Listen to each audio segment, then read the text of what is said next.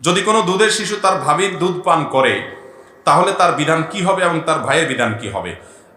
এমন হতে পারে যে কোনো বাচ্চা, নবজাতক শিশু, ভাই অনেক বড়, বিয়ে করেছেন, ভাইয়ের বাচ্চা কাচ্চা আছে, তাহলে ভাবির দুধ পান যদি করে কোনো ছোট বাচ্চা, তাহলে সেক্ষেত্রে ওই ভাবির দুধ পান করার কারণে দুধের সম্পর্ক তৈরি হবে এবং দুধের সম্পর্ক তৈরি হওয়ার কারণে নবী রাসূলুল্লাহ সাল্লাল্লাহু আলাইহি ওয়াসাল্লাম সেই হাদিসের আলোকে আহমিনার রাদাআত মা আহমিনান নাসাব, মানুষের বংশের বরক্ত সম্পর্কের কারণে যেই নারীদের বিয়ে করা হারাম হয়, ঠিক দুধ পান করার মাধ্যমে একই সম্পর্ক তৈরি হয়। অর্থাৎ যার দুধ পান করেছেন তিনি দুধমা হয়ে গেছেন।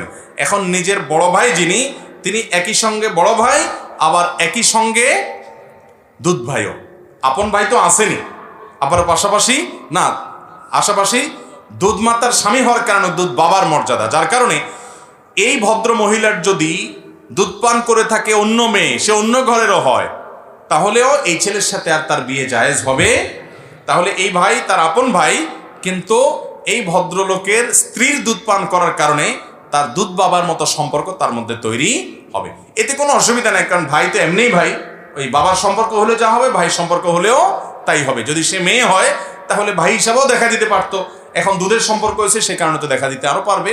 অতএব এটাতে কোনো হেরফের হবে না, কিন্তু দুধের সম্পর্ক ঠিকই সাব্যস্ত হয়ে যাবে। এমনকি ভুলেও যদি দুধ পান করে ফেলা তবুও কি হবে, দুধের সম্পর্ক সাব্যস্ত হয়ে